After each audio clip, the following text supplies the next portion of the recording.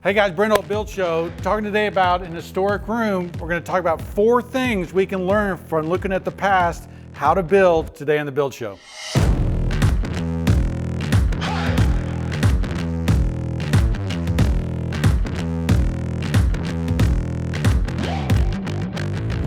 One of the cool things we get to do at Hull Millwork is to actually take historic rooms and really study them. I'm official licensee or exclusive licensee for the Rooms at Winter Tour, which is reproducing historic rooms from the past. One of the great things about working with these rooms is my guys and my craftsmen actually can learn a lot of great secrets and a lot of great ways of building that have been lost and we've forgotten. So I'm going to show you 4 things that we learned from studying a historic room like this.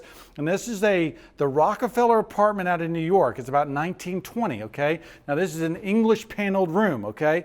I've shown you in other English paneling details kind of the way they did their moldings, that they've got this slanted edge here. It's called a mason's miter. It was attributed to masons and woodworkers working after the way masons built. But we've got a pretty cool entablature, right? Here's our fluted column, fluted ionic column. Now, what happens in that Tudor Jacobean era, classicism is a little bit funky. So this is our entablature. I've got an architrave, a frieze, and a cornice, okay? Notice the scale of those moldings, how small they are, how cool they are. Our frieze is decorated with this strapwork carving, okay? And so design-wise, we learn and we look at stuff like this and we go, okay, the proportions of these things are interesting. The size of them, it's not huge. The scale of the moldings this way, the depth of them, maybe that's 5/8, maybe a 1/2 inch, which means we can't just take a 3/4 piece and apply a panel mold. It'll look too thick and too fat, right? And so we look at this and we study it closely so that we can make sure we get the details right. The way they did this ionic column and the egg and dart, it's all funky, right? It's all different from the way we normally do it. So look at this ionic capital, right? If you look at the classical example, right, that how full and how rich the little volute is and everything, look how this is kind of squunched, right? How it's kind of pushed together.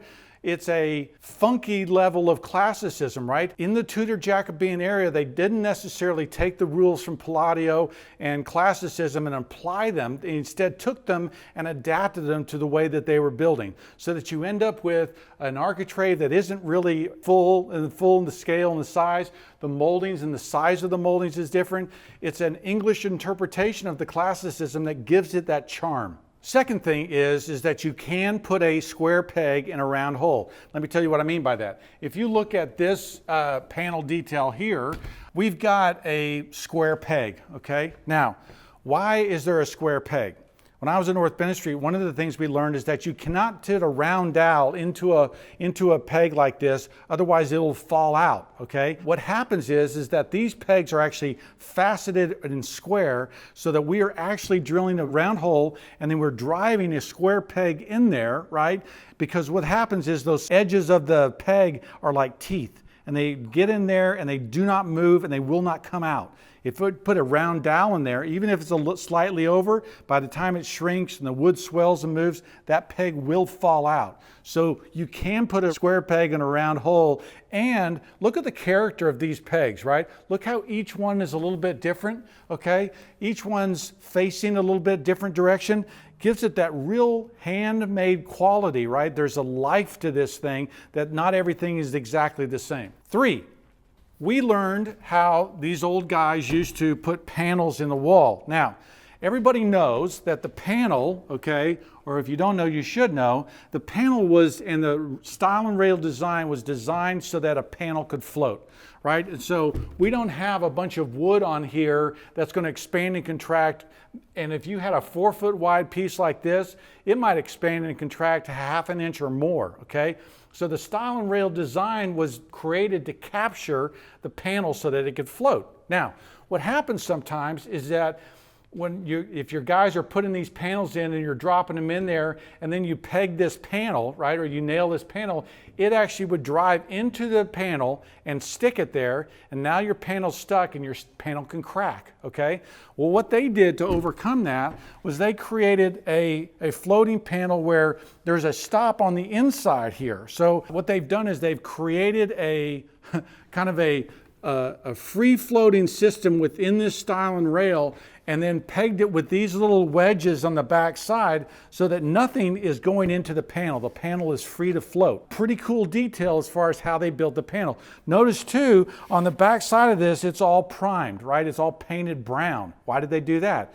Because if you don't finish the face the same as you finish the back, it'll cause the board to warp, okay? So they have to seal the back, which is what they've done, is they've painted the back here. They have to seal the wood so that when they put the varnish on the front side, it doesn't cause the board to warp. 4, the door design, right? Notice what's happening here. Now this door is from that same room, but you might go, well, that doesn't match the panel in the door. And I would go, well, yeah, it does. Look at this, right? So on the back side, we've got an 8-panel door, right? 10-panel door. And on the front side, we've got a 3-panel kind of more Georgian door. So evidently what happened in this house is, or in this apartment, is you had a very classical room on one side, and then you had an English paneled, library on the other side. Now, how did they build it? And I've talked about doors before, and one of the things we do at our shop is we do stave core. Now, where did we learn stave core? Oh, we looked at the past, right? What's happened here, what you're seeing is the stave core of this style coming through here. We also see a mortise and tenon joint on this rail, okay? How did they build in the past? Almost always with mortise and tenon joinery. And then after 1900, they started building with stave cores because it's a much more stable way of building. We learned this from the past. In fact, we've even improved this. This veneer is probably 3/32, something like that, a little less than an eighth. We use a 1/4-inch veneer because we've seen doors, especially on the outside, where the thicker veneer, now this is an interior door, so it doesn't matter as much, but on those exterior doors, if you don't have a thick veneer on there, that door will come apart. So, learning from the past, we learned how they put together a door with 2 sides like this, right? We learned how to peg a door so that the pegs don't come out. And so we have this beautiful design piece. We learned how to lock the panels in there, right? So they free float, and we still have this style and rail system. And then we also learned about this funky design details, right? That's all part of that Tudor Jacobean era, all learning from the past. Great stuff. If you're trying to add this kind of magic to your room, right, we can help you find it. We've got architectural salvage sources all over the country. We can also rebuild this, right? So we're going to take this for a client and actually expand it to be about twice the size that it is. But we're going to use these pieces of the past, replicate it. We get better when we do this stuff, so it's something we really love to do. If you have a room like that or you need some help, info@brenthull.com. We'd love to help you out. Okay guys, learning from the past, that's what we do. That's why I think we've forgotten how to build. And when we look at the past, we look at how things used to be made, we gain knowledge, right? We gain understanding of how to build better. Follow me on Instagram and Facebook, Hull Millwork, Hull Homes. I'm Brent Hull. Thanks for watching.